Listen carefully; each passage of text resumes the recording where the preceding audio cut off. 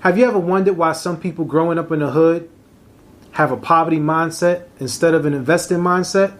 Well, this week on Motivation and Confidence, we're going to talk about the need to impress as opposed to invest. Stay tuned.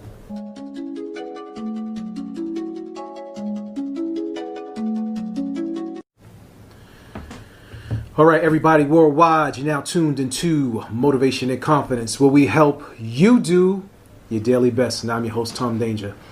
Back this week with a new episode. And this week we are going to talk about staying fly or investing. And there's a saying, do it for the gram, or do it for social media. So many of us will try to capture the highlight of our life in moments to post it so that other people could see it. Why? I don't really know, but I'm going to try and break it down as to why at one point in my life I would choose to buy the new pair of sneakers or shoes, an outfit or a piece of jewelry or a car or a watch versus investing. And simply put, as a kid growing up, I grew up in poverty. I grew up having less than my friends. My friends had the nice clothes. My friends had the nice sneakers. They had like nice bikes. I didn't have any of those things. Grew up in a broken home. My mom did the best that she could to provide for us, but that did not entail designer things or things in abundance. So it wasn't like 2 and 3 pair of sneakers. It was like maybe you had one nice pair of sneakers. And then when I started making money, it wasn't even the sake of or the fact of, let me go get a pair of Jordans, or let me get a pair of Guess jeans, or let me get a Ralph Lauren shirt or Tommy Hilfiger. It was just the fact that I wanted to be like neat. Like I wanted to be fit in. I wanted to fit in. I didn't want to like be ostracized because of the way that I looked. So my appearance became something that I used as a defense mechanism to keep people from making fun of me, because I didn't like what it felt like when I was teased for not having things.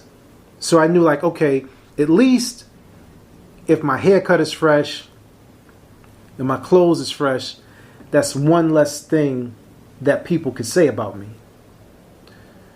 And as time went on, being neat was no longer enough. Because as I started making more money, it was like, okay, so you went from like just like a plain or no name shirt to Tommy Hilfiger. But then you get into high school and everybody's rocking Ralph Lauren. Ralph Lauren rugby could run you like $1 or a mock neck, $200 or something like that. Same thing with jeans. Jeans will run you $100. And after a while, it becomes like a sense of class, right? Because you want to belong to a certain class. And as I'm sitting here thinking back about it, the people that I was around at the time, they were just as poor as me, or actually even more poor than me, because none of us had the guidance to say like, yo, you should invest your money. We would always get things like, yo, you better save for a rainy day. But truthfully, like learning to invest, to say like, yo, as simple as it sounds back then, put your money in a CD, right? or invest in a stock, or invest in a small business. And I think the idea of the small business made most logical sense growing up, back in the 80s and early 90s. It's like, get you a lemonade stand, get you a hot dog stand, like any type of small business. With the amount of money that we pissed away in sneakers and jeans and eating out and going to the movies, we saw a bunch of Africans come into the neighborhood that would start with selling packs of socks in their hands in a plastic bag. A couple months later, you see that they rent out a booth somewhere in like the mart, in the mart or inside of a store. Then they start hustling bootleg DVDs and music with it. Next thing you know, they go from like 1 glass case to 2 glass cases. And then they move from 3 glass cases to 4 glass cases, because now they're adding in caps, maybe some shades, and they're expanding the business. But we're just so afraid of being looked at as poor, when truthfully we're all poor.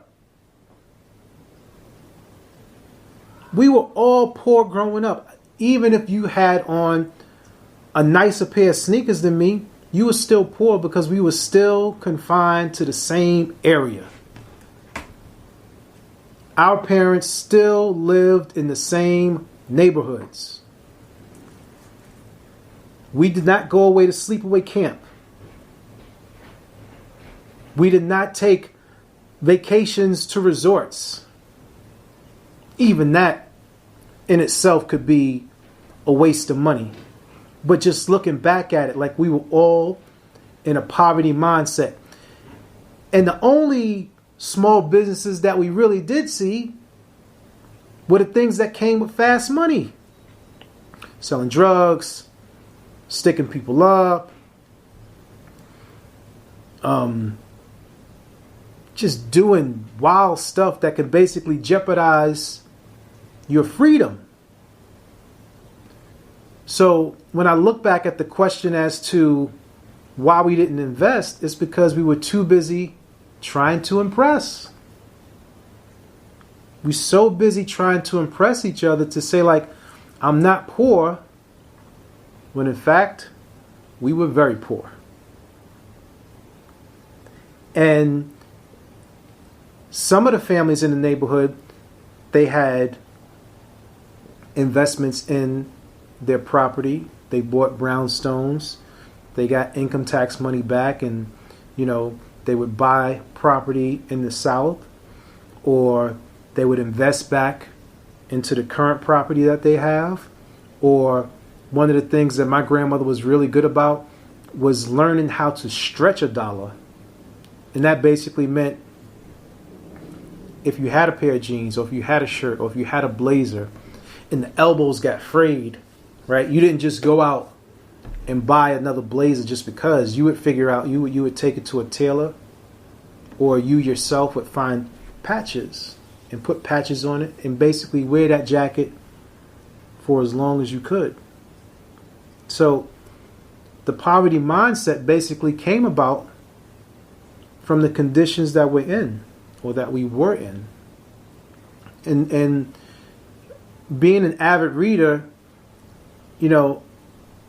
I've said this before, I chose to read books because most of the guys that I knew, when they went to prison, they would come home with a sense of knowledge of self, right? So I didn't want to be a person that had to go to prison to learn knowledge of self.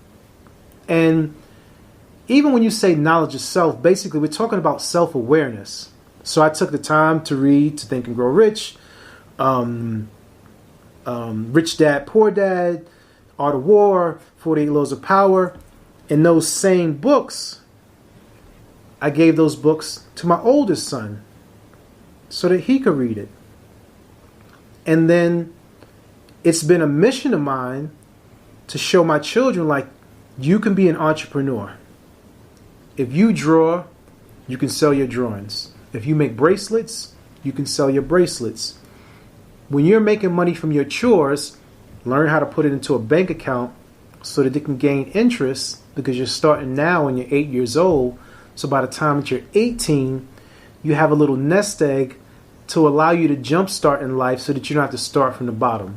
And that's what I've seen other cultures do. So that when you finish high school, if you want to go to college, you can go to college. Or if you need something to help you start that small business, now you have 20, 30 grand to think about doing something. And to further that, I had to surround myself with people who were not just making money, but who had respect for money and knew to invest it. Because growing up, I seen a lot of drug dealers come into a lot of money and just piss it away. And if you see them now, they don't have a pot to piss in nor a window to throw it out. Because even then, even with the fast money coming in, nobody showed them, here's what you're supposed to do to invest it, right? In some investments, you would see some people do like some clubs, have no idea about running clubs, don't put right people into place. Again, just another environment to impress each other, as opposed to creating the conditions that ask and show, how do you invest money? How do you build credit? What is the importance of credit? Don't just train wreck your credit, you know. And if you don't, what happens is it becomes a cycle. And the cycle just happens over and over again. So even now, I invite people to show your children how to invest. And if you're not sure how to invest, I actually had a conversation with a great coach today who can actually help you with your debt. And I always talk about self-awareness. You can take the assessment, take the DISC assessment. The link will be in the page. It will show you what your superpower is, or what your dominant behavioral trait is, so that you can understand yourself further. And then this person can help you understand your spending habits so that you can further get out of the rut that we're in. Okay? And that's what I want to do for you. This is Motivation and Confidence, where we help you do your daily best.